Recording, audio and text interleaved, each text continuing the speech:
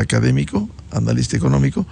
Lo invitamos para analizar lo que está viviendo el Ecuador en materia económica. Cierto es que hay algunos indicadores, como el riesgo país, que ha bajado desde que tomara alrededor de 1000 puntos. El anuncio de la semana anterior fue el acuerdo, un acuerdo preliminar con el Fondo Monetario Internacional por 48 meses que le permitiría acceder a 4.000 millones de dólares. ¿Qué significado tiene este primer tema de coyuntura, el llegar a un acuerdo preliminar que el directorio del FMI, como es el procedimiento, deberá ratificarlo? Buen día, Pablo. Sí, muy buenos días, Miguel. Un gusto estar aquí contigo a los tiempos, presencialmente aquí, ¿no? Sí. Te hemos invitado siempre. No, lo hemos hecho vía Zoom, quiero decir que está muy bien. Digo, presencialmente no hemos logrado cuadrar, digamos, ¿no? Mira, hay muchos temas en la economía ecuatoriana que conversar. Y yo creo que a la larga el más importante, porque tiene que ver directamente con la vida de la gente, es el crecimiento de la economía, que es lo que genera más empleo, mejores empleos, ingresos, mejor calidad de vida para la gente. Y al final ese tiene que ser un puntal, digamos, de toda visión económica, ¿no? Dentro de ese tema de un mejor crecimiento económico está el tema fiscal, que es el que tú señalas, ¿no? Y yo quisiera, para que pongamos las cosas en claro y ver qué rol juega el tema del Fondo Monetario en esto, quiero recordar lo que decíamos a inicio de año, y que lo decíamos contigo también en alguno de los Zooms, digamos. Es que más o menos, y estoy simplificando, hay gente que me dirá, pues un poquito más, un poquito menos, no importa. No, a grosso modo nosotros decíamos, este año el gobierno tiene que conseguir 15.000 millones de dólares. ¿Por qué?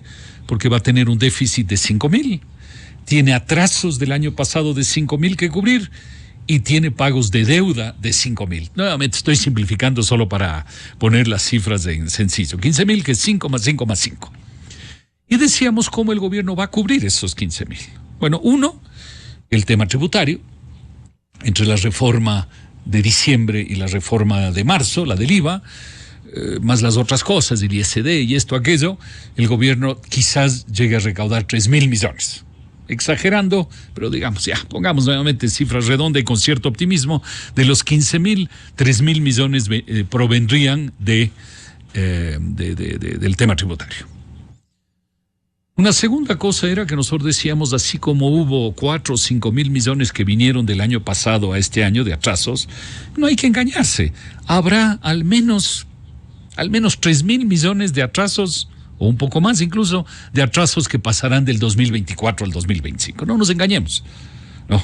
Si pasaron 4 o 5.000 del año pasado, al menos 3 o 4.000 millones pasarán al año siguiente. Entonces digamos que ahí tienes 3.500 millones. ¿No? Entonces ya tienes 3.000 de la parte tributaria y 3.500 de atrasos que van a pasar al año próximo. Es una forma de financiarte. No digo que sea buena o mala, solo digo que esa es la realidad, ¿no? Entonces estás de 15.000, tienes 6.500, te faltan 8.500. Luego decíamos, quizás el gobierno hará una reducción de gastos de 1.000 millones. No. Entonces te faltan alrededor de 7.000 y algo. Y decíamos, esos 7.000, ¿de dónde va a venir? Va a haber los 5.000 millones de deuda que tenemos que pagar, los 5.000 millones, no los vamos a pagar porque va a haber una renegociación o nos van a prestar dinero para pagar esa misma deuda, ¿no? Entonces los 5.000 millones de deuda en definitiva no van a salir de nuestro bolsillo, digamos así, ¿no? Entonces esa es otra forma de financiar. Y decíamos, adicional a esos 5.000 millones habrá quizás unos 1.500 más. Entonces, si tú vas sumando, más o menos cierras del año. Pero eso quiere decir que necesitábamos conseguir 5.000 millones para no pagar lo que debíamos este año y quizás unos 1.500 millones adicionales, ¿no? Ahora, de los 5.000 millones de deuda, 3.000 es deuda interna, 2.000 es deuda externa. ¿Ok? Entonces, este año tenemos que pagar 2.000 de deuda externa y quisiéramos recibir unos 1.500 adicionales. O sea, recibir 3.000, 3.500 del mundo. Y eso es lo que en parte ha sucedido con el Fondo Monetario. Hay un programa de 4.000 millones, yo creo que se agregarán unos 2.000 de otros organismos internacionales, Habrá un nuevo programa con el Fondo Monetario que agregará probablemente unos 1,000 más, entonces tendríamos los 4 de ahora más 1,000 más quizás unos 2,000 de otros organismos internacionales, dependiendo de qué plazo hablemos, ¿no? Pero bueno, entonces estamos hablando 4 más 1,000 más 2,000, estamos hablando de 7,000 millones. ¿No? Digamos que de esos 7,000 millones pudieran ser este año alrededor de unos 3,000 de esos 7,000. Que no hablo solo del programa del fondo de los 4,000, sino, te digo, el adicional más otros organismos internacionales. Que fueran de este año 3,000 de eso. De esos 7,000 fueran 3,000 este año. No, ojalá 3,500. ¿Para qué nos servirían esos 3,000 o 3,500 que recibiríamos del fondo y de otros organismos internacionales? Pues esos 3 o 3,500 nos servirían para pagar los 2,000 de deuda externa que tenemos, ¿no? Y nos sobrarían alrededor de unos 1,000, 1,500 como adicional. ¿Para qué ese adicional? Para terminar, como te decía, de financiar los 15,000 millones que necesitaba el fisco este año y, visto de otro lado, para aportarle un adicional de liquidez a la economía ecuatoriana, ¿no? Entonces, el programa del Fondo Monetario es útil para el Ecuador porque permite pagar la deuda externa sin sacar plata de nuestro bolsillo, nos permite tener un adicional que da oxígeno al gobierno y le da oxígeno a la economía. Ese es el tema del Fondo Monetario. ¿Es algo horrible, terrible? No lo es. ¿Es algo maravilloso, increíble? Tampoco lo es. Como alguien dice, como varias personas han dicho, es una boya que ayuda al gobierno y a la economía ecuatoriana a mantenerse, ¿no? Pablo empezó diciendo el tema del crecimiento económico. Bueno, ¿y cuándo retoma la senda del crecimiento económico del Ecuador? Mira, yo tiendo a pensar siempre que la economía es como un rompecabezas que tienes que ir armando, ¿no? No es algo que tú dices, yo pongo una pieza y con eso está resuelto. Yo hago una consulta y la consulta cambia el país. No. La economía es algo complicado, ¿no? Crecer a un ritmo, en vez del 1% que estamos ahora, o menos, o un poco más, crecer alrededor del 4%, pasar del 1 al 4, digamos, requiere muchas cosas, o sea, requiere muchas piezas de un rompecabezas, ¿no? Y entonces esas son las piezas del rompecabezas que tenemos que ir armando, ¿no? Y entonces tenemos adicionalmente a lo normal en el Ecuador, porque estos problemas no son nuevos, tenemos el tema de la inseguridad, el gobierno está atacando. Espero que el gobierno no piense que ya tiene ganada esa pelea, porque sería un gran error. Es una pelea peleando, es una pelea complicada. Y permanente. Permanente y complicada. Estamos viendo todos los días que sigue habiendo eventos complejos en el Ecuador en temas de seguridad. Entonces, hay el tema de la seguridad. Hay el tema de la electricidad, que se ha agregado. Que uno diría, ojalá sea solo en esta temporada y ya el resto del año, el año próximo ya no haya, pero en realidad hay que pensar que no es un tema tampoco que está resuelto, ¿no? Y que hay que irlo resolviendo. Entonces, a los problemas, a las piezas de rompecabezas que siempre han sido complicadas en el Ecuador, ahora le agregas 2 más, que es al menos electricidad e inseguridad. Entonces, cuando dices, ¿cuándo vamos a retomar la senda de crecimiento? Yo te digo, cuando vayamos poniendo esas piezas del rompecabezas, ¿no? Entonces uno dice, el tema de la inseguridad, ¿cuándo lo vamos a poder bajar a un nivel razonable para que la gente se sienta más tranquila, pueda invertir, pueda salir a gastar, etcétera, ¿no? El tema de la electricidad, ¿cuándo lo vamos a resolver? Porque es increíble, porque esto frena la economía, obviamente, pues, ¿no? Esto frena la economía. Entonces, ¿cuándo vamos a poder ir resolviendo el tema de la electricidad? Y luego tenemos muchas otras piezas del rompecabezas. Una pieza es lo que estábamos hablando, el tema fiscal. Con la boya del Fondo Monetario, ¿estamos resolviendo el tema fiscal o le estamos solo poniendo una boya? Solo le estamos poniendo una boya. En el Ecuador necesitamos, algo hemos hablado, esto hemos hablado tantas veces, Miguel, una reforma a fondo del Estado. Se requiere una reforma a fondo del Estado. ¿Dónde estamos y cuándo estamos discutiendo eso seriamente? El tema que tantas veces hemos conversado de la seguridad social y en particular del sistema de pensiones. ¿Cuándo vamos a enfrentar ese tema?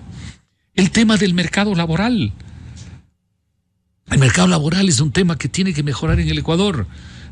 O sea, la consecuencia tiene que ser que haya más empleo, pero tenemos que mejorar la estructura del mercado laboral. Es un mercado demasiado complicado, demasiado costoso, demasiado incierto, ¿no? La gente dice, ay, voy a contratar a alguien, pero qué complicadas son las contrataciones en el Ecuador, o sea, todo lo que está alrededor. Y desgraciadamente, en la consulta popular de la otra semana, el tema del trabajo por hora se perdió, ¿no? Que no es que con eso se resolvía el problema, como algunos planteaban, ya con eso, no, eso no es cierto.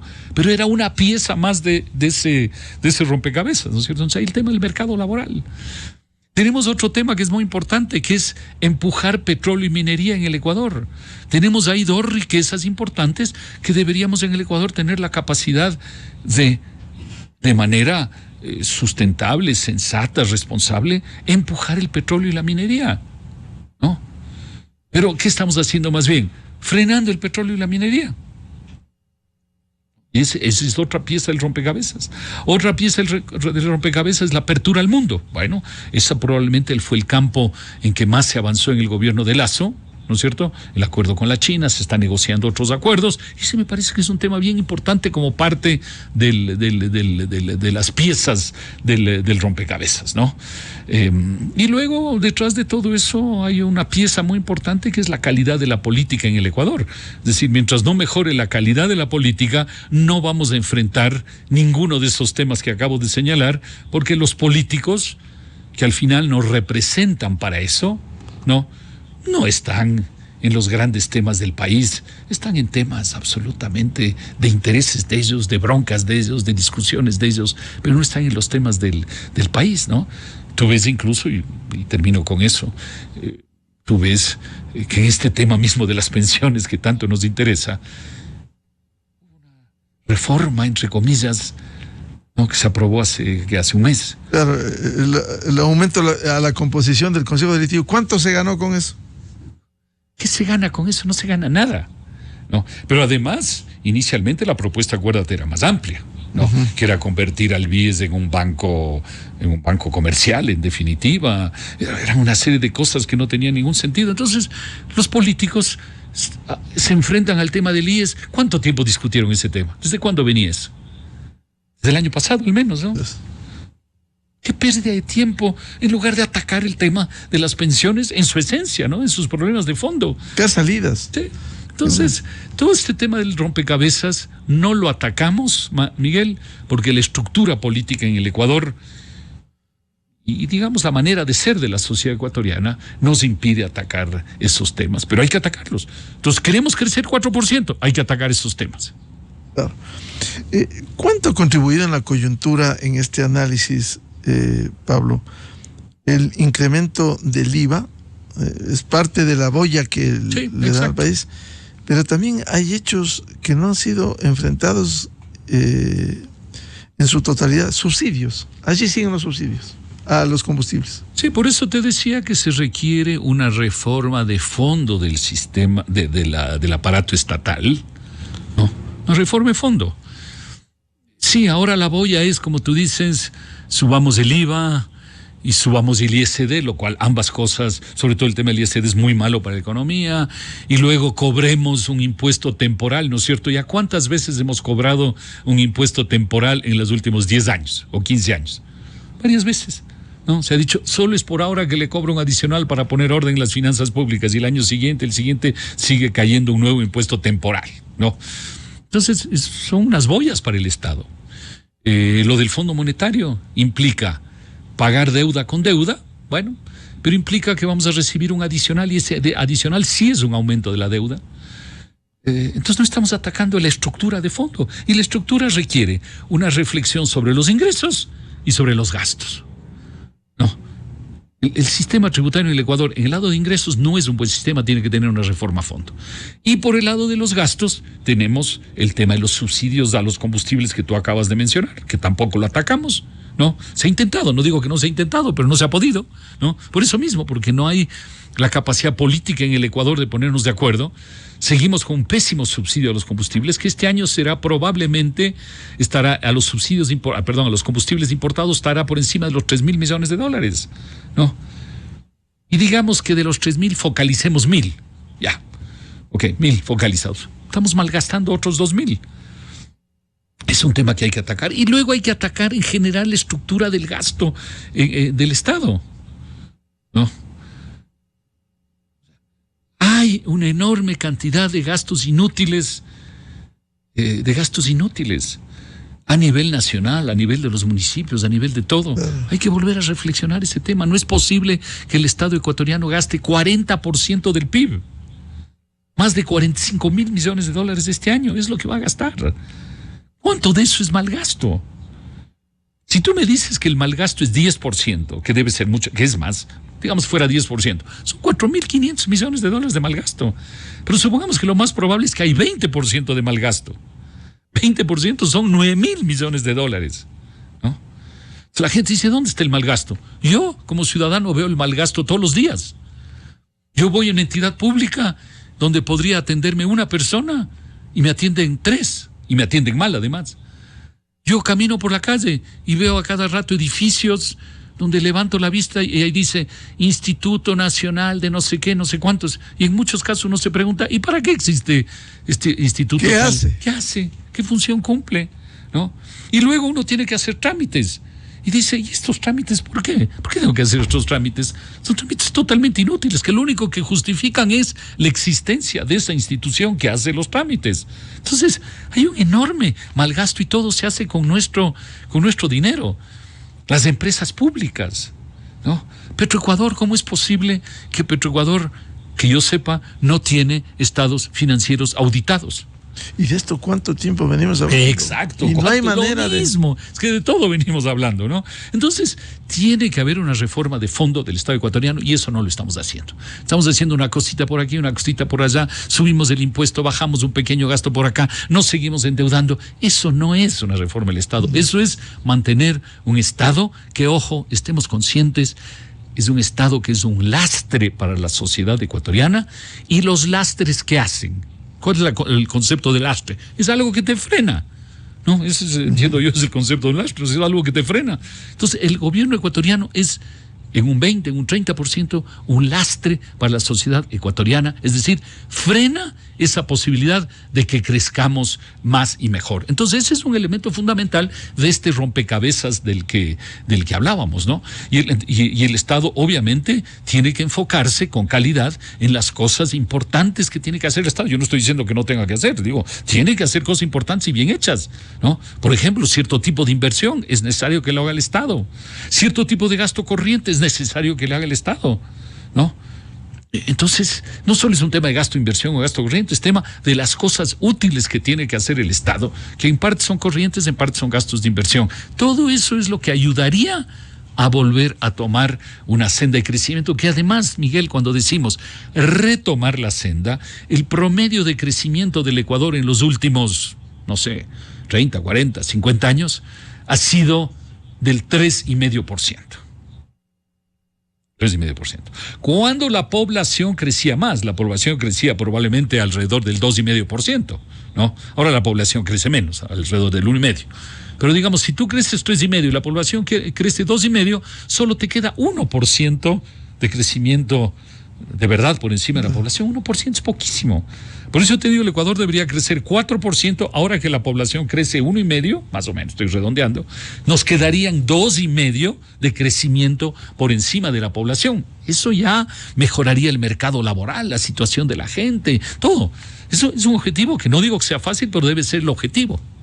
¿Y por qué, Pablo, no se puede cortar el mal gasto? ¿Qué le hace falta? ¿Una decisión política? Y volvemos al tema de inestabilidad, calidad de la política. Mire, es la misma pregunta de que por qué no podemos recortar el gasto, es la misma pregunta de que por qué no podemos enfrentar el tema de la seguridad social. Es la misma pregunta de por qué no nos podemos poner de acuerdo para enfrentar petróleo y minería. ¿Por qué no nos podemos poner de acuerdo para enfrentar una reforma laboral sensata? No una reforma laboral como algunos presentan para que los empresarios le saquen el aire a los trabajadores. No, ese no es el objetivo de una reforma laboral. ¿No? Algunos ponen la palabra flexibilización. Yo no uso la palabra flexibilización, yo uso la palabra adaptación. Porque me parece que lo que hay que hacer, y no es por cambiar la palabra, no es solo para hacerle una palabra más simpática, no es eso, es porque a mí me parece que lo que hay que hacer es eso, es adaptar las necesidades de los empresarios a las necesidades de los trabajadores y viceversa.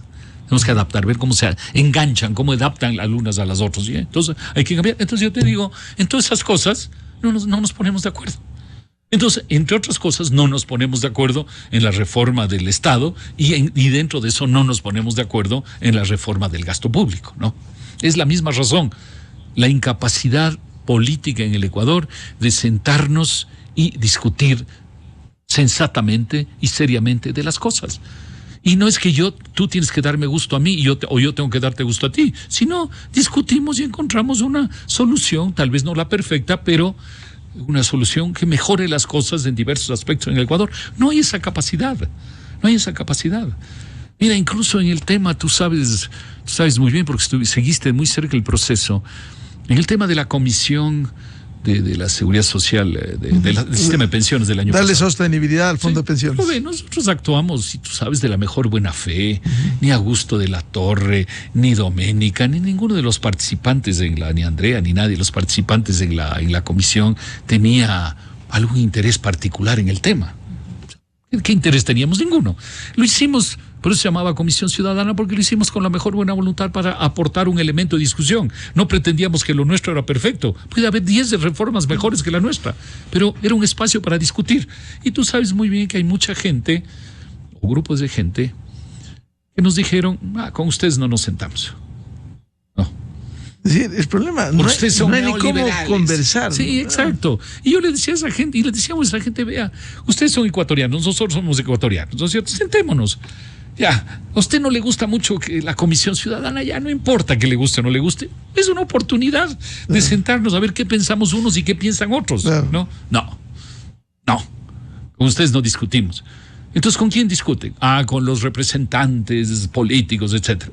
Bueno, discuten seriamente con los representantes políticos, tampoco discuten seriamente. Y aporten de un planteamiento, contrapongan lo que se propuso. Pero eso es lo mismo en todo, ¿no?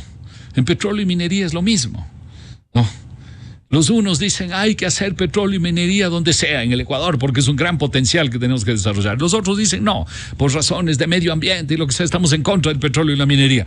¿No habrá manera de juntarse y decir un punto medio? En tales lugares no vamos a hacer petróleo y minería. ¿Por qué? Porque hay fuentes de agua, por esto, por acá. Ok, pongámonos de acuerdo sensatamente que en tales lugares no. Y en tales otros lugares sí. Porque son lugares menos sensibles humanamente, geográficamente son menos sensibles. Hagamos ahí. No somos capaces de llegar a un acuerdo razonable. Y eso es en todos los temas. Entonces es un problema político de los políticos, pero no solo de los políticos. No solo de los políticos. Del país. Es del país. Y yo te diría, como el país es mucha gente, yo te diría que es un problema de los políticos y probablemente de las élites en el Ecuador. Porque las élites son las encargadas también de ayudar en las discusiones, de procesar las cosas, ¿no? Entonces, cuando en el sistema de pensiones hay gente que no quería conversar con nosotros, ¿quiénes éramos que no queríamos discutir? Élites. ¿No es cierto? Los representantes de los trabajadores son élite o no son. Claro que son élite. Claro. Son representantes, son personas que influyen sobre la sociedad. Entonces eran élites que no querían conversar con otros ecuatorianos. Lo cual es una tontería, ¿no? Entonces esa incapacidad es muy grave en la sociedad ecuatoriana. Lo grave es que hemos pasado así 40 años y no hay manera de ponerse de acuerdo por las posiciones irreductibles de uno y otro sector. De uno y otro es la realidad. En ciertas cosas son los unos, en otras cosas son los otros. Es la verdad, es los unos y otros. No tenemos esquemas para discutir las cosas y hay que tratar de encontrarlo. Como tú dices, desde hace 40 años conversamos lo mismo, ¿no? Yo la primera vez que vine a Radio Democracia fue en el año 87, cuando estaba todavía en la Mercadillo. Ya, allá abajo, en la Mercadillo y País, sí, exacto, 87. Han pasado 37 años. Ya. Y como tú dices, seguimos discutiendo lo mismo, pero lo grave es que los problemas van empeorando. Claro. Yo recuerdo que en ese año 87, yo con un grupo de gente y con el apoyo de la ANSAI, de la alemana, trajimos, año 86-87, la discusión del sistema chileno de jubilación. Se acababa 5 años antes, había empezado en Chile. Trajimos esa discusión. Hicimos seminarios, hicimos cosas. Y yo no digo que el sistema chileno es la perfección y que hay que hacer eso, no, se puede hacer cualquier cosa, pero hay que discutir. Pero ya yo te digo, yo traje hace 37 años la discusión de ese tema. Hoy seguimos en las mismas que hace 37 años. Ahora peor. Pero con el sistema empeorado, es el tema. El sistema empeorado. El tema fiscal, ¿va empeorando o no va empeorando? Claro que va empeorando. Claro, el Estado ecuatoriano antes pesaba el 20 o 25% del PIB, hoy pesa cerca del 40% del PIB. Entonces el tema se vuelve cada vez más difícil de resolver, ¿no? Etcétera. Lo grave, Pablo, que en lugar de contribuir a la búsqueda de soluciones, lo que se hace es la profundización de ellos. Mencionaba Pablo Lucio Paredes el tema petróleo y minería. Para lograr la producción y la productividad de sectores tan ricos como el minero, simplemente aquí hay una oposición formal a la minería que ha llegado con controles, que por cierto hay que mirar, supervisar, licencias ambientales, no destrucción del medio ambiente, pero en cambio poco o nada se combate la minería ilegal. Claro. Que sigue ahí. Sigue boyante, ahora... Porque la pregunta es, los interesados, ¿de dónde pueden sacar más plata? ¿De la minería legal o de la minería ilegal? Es obvio que sacan más de la minería ilegal, ¿no? Porque ahí pueden cobrar al uno, pueden cobrar al otro, pueden sacar por aquí, pueden sacar por allá. Obviamente sin pagar impuestos. Exacto, no hay regulación, no hay control. En cambio, si tú le encargas a una empresa seria que haga las cosas, es obviamente... tienes menos posibilidades de estarle sacando plata por debajo, eso es obvio, ¿no? Entonces son esos intereses. Hay también otros que lo hacen genuinamente, no. Hay gente que lo hace genuinamente, que cree realmente que la minería y el petróleo no son sanos ni para el medio ambiente ni para el medio humano. Yo entiendo que hay gente que también cree eso de buena fe, pero el tema es que como esto no es el tema del jardín tuyo que tú cuidas como tú quieres, sino que es el jardín de todos, donde está el petróleo y la minería, entonces hay que sentarse a conversar unos con otros, ¿no? Y el tema no puede ser, como yo creo que hay que proteger el medio ambiente, yo no me siento a discutir con nada, porque la única solución es no hacer nada. O sea, no puede haber minería ni petróleo en el Ecuador, no, esa no puede ser la posición. Esa no puede ser la posición. Entonces tenemos que hacer, como tú decías, petróleo y minería responsable. Y ojo, muy importante, quizás lo más importante del petróleo y minería, cómo vamos a utilizar los recursos del petróleo y la minería. Porque simplemente si es para malgastarlo por aquí, por allá, en corrupción, en malgasto, etcétera, sí, también estoy de acuerdo, no vale la pena si es para malgastar, ¿no? Pero hay formas de pensar cómo utilizar sensatamente el dinero del petróleo y la minería. Entonces la gente tiene que dejar un poco de lado, un poco también en la discusión, un poco de lado sus intereses o en otros casos sus visiones respetables, pero a veces hay que dejar de lado sus visiones para poder avanzar. Mira, yo mismo, y nuevamente solo es para ponerlo en las ideas en blanco y negro, nada más, no es porque me interese hablar de mí, pero yo mismo en la comisión esta de las pensiones, lo que salió ¿es 100% lo que yo hubiera pensado que es lo ideal para el país? No era lo simple. Yo también negocié con mis colegas de la mesa y con la gente a la que recibimos, porque si hay gente mucha que se reunió con nosotros y nos aportó ideas, así como hay los que no vinieron, hay los que sí vinieron. Y entonces, recogiendo todas esas ideas de unos y otros, llegamos a una propuesta que, te digo, a mí no me satisface en un 100%. Entonces, si yo tomo esa actitud y hubiera dicho, vean, aquí o sale todo lo que yo creo o yo me retiro de la comisión, no, pues obedece en parte a lo que yo creo y en parte a lo que hemos recogido de otras personas, y eso es lo que hay que hacer a nivel de la sociedad, aceptar que no va a salir el 100% de lo tuyo, sino algo sensato para todos, ¿no? Es lo que dice, hay gente que dice eso, ¿no? Que una buena negociación es cuando ninguna de las dos partes sale satisfecha. Porque si una sale muy satisfecha, quiere decir que ganó, digamos así. Claro. No, si los dos están medio satisfechos, es una buena negociación. Es lo que hay que lograr a nivel de la sociedad. El problema, Pablo, es que en estas condiciones no se avanza y los problemas se profundizan. Por ejemplo, hay algunos que casi celebraron el que no se haya aprobado la pregunta sobre el trabajo por horas, que como bien decía el economista Pablo Lucio Párez, no arreglaba el problema, pero era un insumo para buscar una forma de contratación. Ahora volvemos al punto inicial, sin soluciones y añorando esa reforma laboral sensata que decía Pablo. Sí. ¿Cómo lograr esto? Y la reforma laboral sensata no solo es el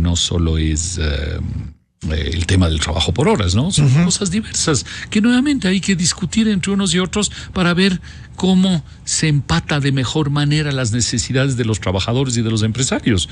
No es un asunto de decir, aquí solo vamos a favorecer los intereses de los empresarios, todo lo que ellos digan, no, para facilitar la vida de los empresarios, vamos adelante. No es eso. Es para encontrar puntos de acuerdo entre unos y otros, ¿no? Hay el tema de la capacitación, por ejemplo, que es un tema muy importante. Hay el tema de mejorar los salarios en función de ir mejorando los resultados, la productividad. Hay muchas cosas que son importantes. Te insisto, no es para que el empresario tenga la vida fácil, es para que el empresario y el trabajador puedan caminar juntos. Esa es la realidad. Siempre habrá un cierto antagonismo, es obvio, pero que puedan caminar de mejor manera, pero no hacemos nada en esa dirección, ¿no? Y luego hay cosas como lo del domingo anterior que desgraciadamente nos oponemos y bueno, hay que seguir insistiendo, pero entonces hay todas estas piezas del rompecabezas. Yo te digo, la única pieza que yo veo que se está moviendo desde hace, bueno, primero hubo una pieza fundamental hace 24 años, ¿no? Que fue la dolarización.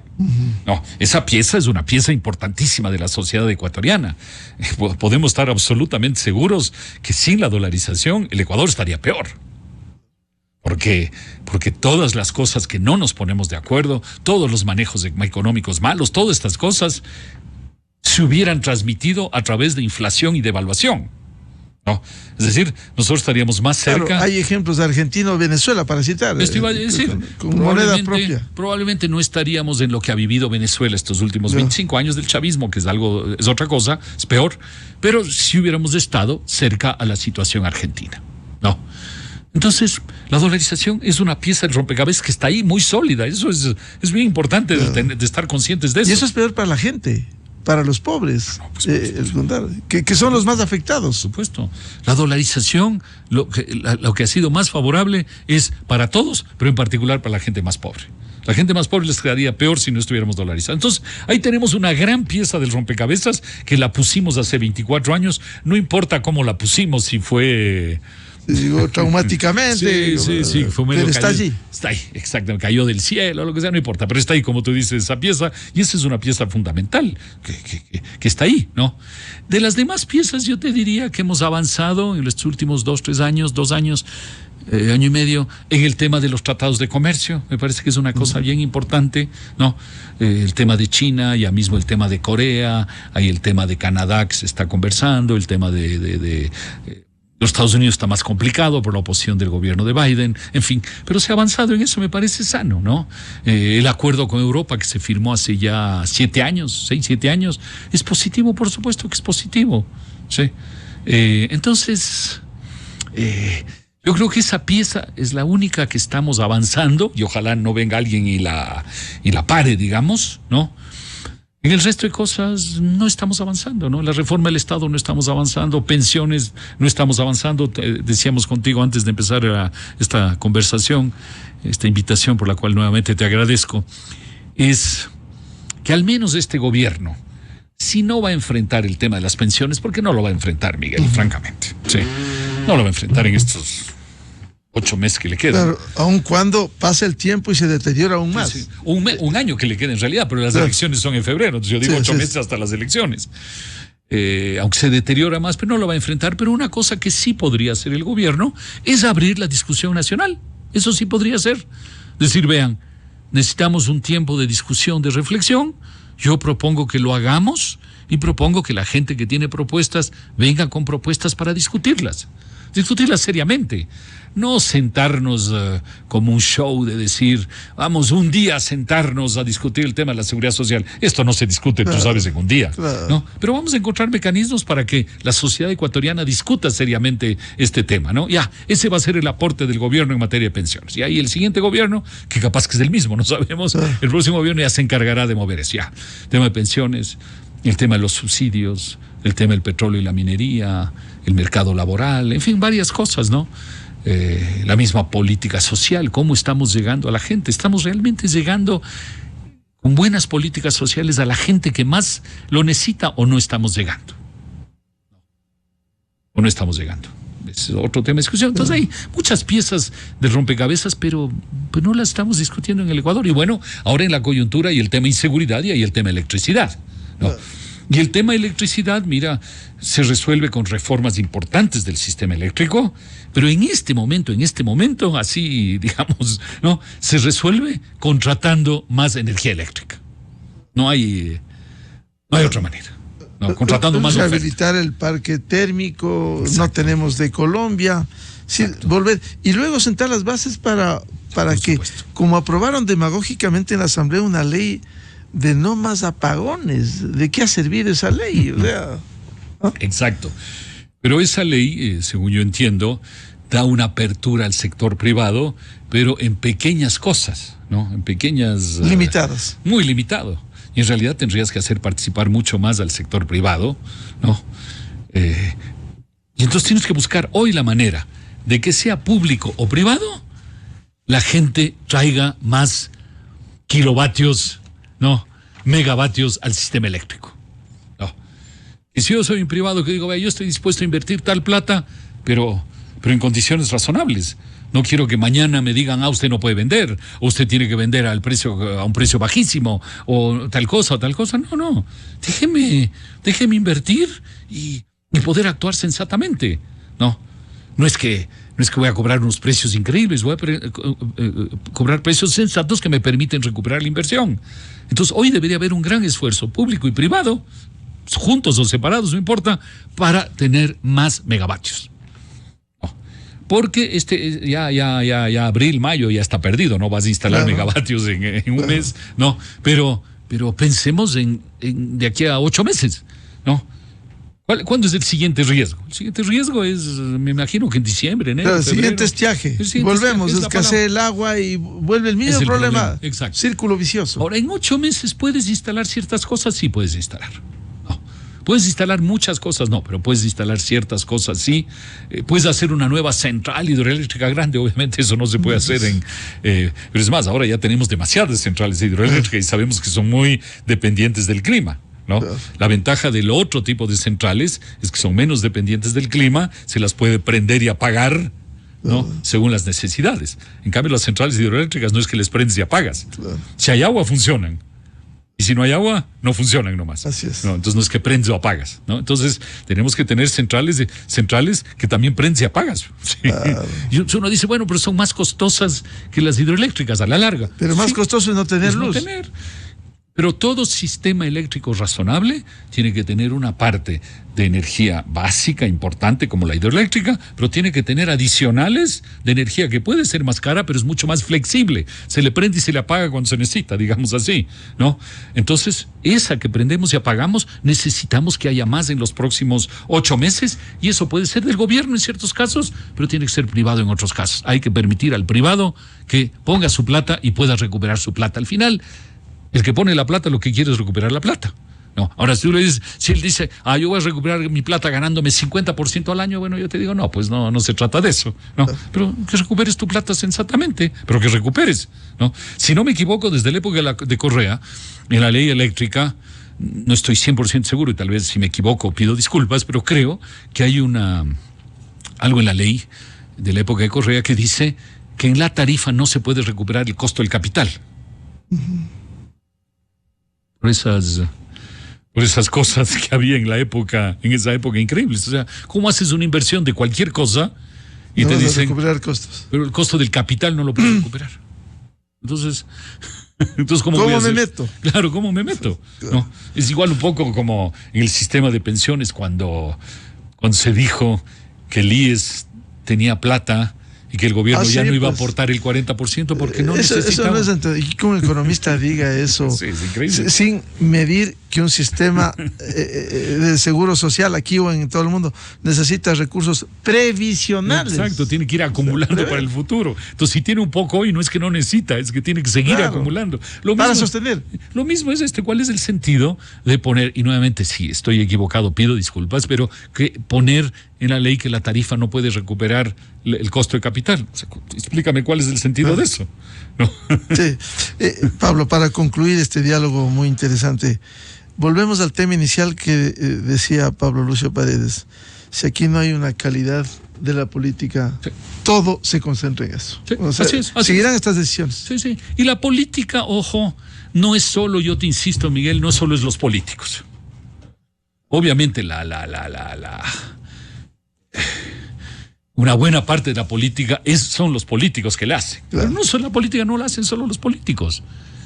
La política lo hacemos todos. Claro. La política lo hacen las élites. Por acción u omisión. Es verdad, es verdad. Y todos hacemos la política. Y en particular los que somos élites. Y cuando digo élites no quiero decir los chéveres o alguna cosa así. No, la palabra élite para mí quiere decir personas que tienen una injerencia, una opinión, un impacto sobre la colectividad. Puede ser el presidente de un consejo estudiantil, puede ser el presidente de una compañía de taxis, puede ser alguien de los empresarios o los trabajadores, puede ser en los medios de comunicación. En todo eso, esos son las élites que al final acaban empujando un país, ¿no? Bien, muchas gracias, como siempre.